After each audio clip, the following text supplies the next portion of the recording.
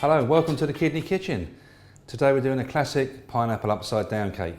You might have noticed I've got Lizzie here with me today, which I'm so grateful for. She's much better at this sort of thing than I am. How you doing? I'm very well, thank you. Great, classic dish. I can't go wrong with a pineapple upside down cake. Great eating cold or hot. Yeah, it's nice, just out of the oven with a nice bit of cream or something on it. Nothing Perfect, better, is it? Yeah, really nice. You better show me what to do. Okay, no problem at all. Well, first of all, we're going to cream a little bit of light soft brown sugar. Anything you want me to do, you shout. Okay. Right, I'm your commie chef today. Wow, got a commie. That's a treat. There we go, and softened butter.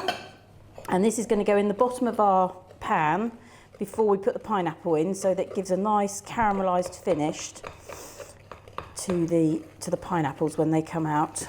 These are good. I like this, Liz. Look at that. These are brilliant. Non-stick pans, because you're not going to line this pan because your butter and your sugar here is going to do that for you. So just lightly beat together. We're just going to put this into the tin and smear it around. So you can do that with your bare hands, or, as it's quite messy, I tend to just put on one of these little gloves. There we go. Surprised you didn't get me doing that. Being a messy job. And it is a messy job, and it doesn't look very nice, but it's definitely worth doing it. So you just smear all that sugar and butter around, all the way around the tin. There we go. So you want to make sure you get it into the corners. So it'll caramelise in the pan there, won't it? Yes, that's it. It will give the pineapples that lovely brown caramelised finish. Beautiful. So then we're going to put the pineapples in.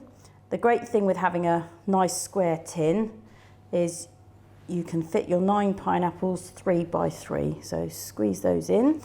Okay, so we're just going to squeeze all those in here. That's just supermarket, shop bought? They are shop bought, but you need to make sure you get the ones in juice, not in syrup. So we're now going to put the glacé cherries in all the little rings of the pineapple, just so when it comes out, it just has a nice look to it. Looks 70s throwback, it glacé is, cherries. Definitely. There we go. And then also, if you're a fan of glacé cherries like I am, you can fill all the little gaps in as well. There we go.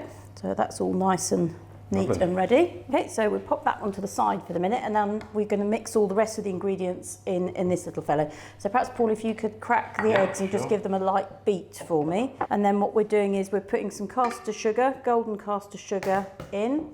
This is a lovely recipe because you basically mix everything in one go. So your flour and baking powder, your butter,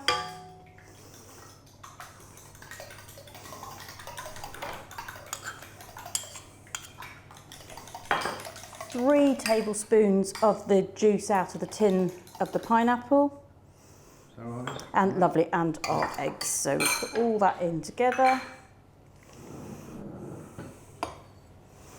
Wonderful, and then just mix everything together. Start off slowly so your flour doesn't fly out everywhere.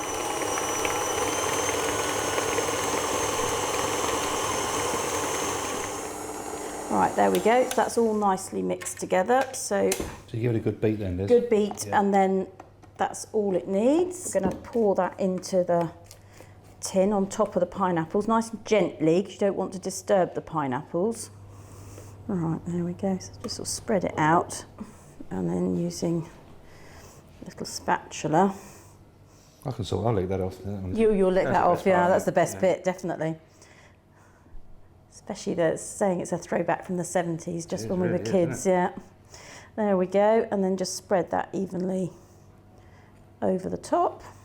Serve the glass of baby sham. Definitely, yes, that sounds good, doesn't it? There we go. Okay, now that's all smoothed out. That can go in the oven for about 20-25 minutes. Preheated the oven, Liz, already? Yes, all preheated, and just, about 20-25 minutes until it's just slightly risen and nice and golden. Sure. 180 degrees, something like that? Yeah, 175, 180, depending on your oven. And just pop in the oven like so. There we are. And then just set yourself a pinger for 20 minutes. 25 minutes is up, Liz. That's it. So hopefully it should all be nicely cooked by now. And we're just going to take it out of the oven. Nice and springy to the touch and cook. So what we're going to do is just leave it there for 5 minutes, just to give it a chance to rest and set a little bit. And then we're going to turn it out. Right, we've cooled this down for 5 minutes now, so we're going to turn it out. So what we want to do is get our plate, turn it upside down. Cool, rather you than me at this point, Liz. And an oven cloth underneath because it is still a little bit warm and it's very quick. Whoop, and hope you can feel that that's already come out. And there we go, one pineapple upside down cake. Look at that. All done. That smells great, Lizzie. I know, it's beautiful, isn't it? Yeah, it smells really good. Just ready to taste. Cut a portion for us. Perfect.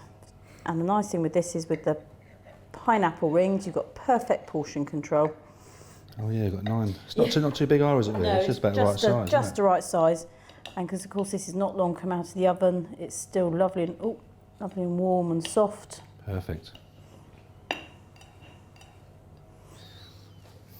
Bit of cream on that, Liz? Oh yes, nice little bit of cream and just perfect. There we go. So what have we got there, Liz? What have we got? What have we done? Pineapple upside down cake, just with a little bit of double cream. Fantastic. It just Simple. needs to get into it now, shall we? Oh, definitely. I know somebody that will like to get into it. Dessert fiend over here. Laura, our dietitian in the house today, who I know loves the sweets. Yeah, all dietitians like the the naughty food. Oh, yeah. Everything in moderation, we Absolutely. say. So Pineapple upside. We're going a bit retro today. yeah, Pineapple upside I down haven't seen one cake. for ages, but it just looks brilliant, doesn't it? Yeah. It's a really great dessert, great thing for sort of after Sunday lunch or something. Yeah, great lunch thing. Afternoon tea, something like that. Yeah. Bit of a treat, I suppose, in the afternoon. Yeah, really nice. Yeah. So should we Have give a it a taste. try? Yeah. Let's see. We've got to try and break up the pineapple.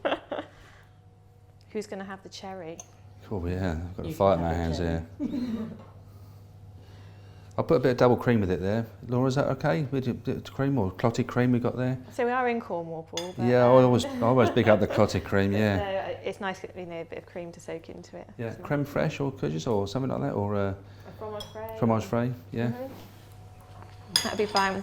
Yeah, we tend to stay away from custard because the milk in custard's got a bit more potassium and phosphate in, and most people on dialysis are restricted to half a pint a day of their milk, so it takes away from that really. So ice cream really not too good either really with it. Well, that would be nice with it, but not really. Ice cream, not. The ice cream's not so good for the phosphate, so yeah, probably the best accompaniment to what we've got here, the double cream or the clotted cream. But other than that, it's a great dessert. It's nice and low in potassium because tinned fruit tends to be lower in potassium. Normally we'd say drain the juice off of the fruit. We've used a little bit in the recipe today, but between the 9 portions, I think that's quite minimum. that's fine. And the cherries are low in potassium, so it's a good way. Get some fruit with your dessert. Unfortunately, still a lot of fat and sugar, so not an everyday pudding, but But it's nice because it's just as nice cold as it is warm.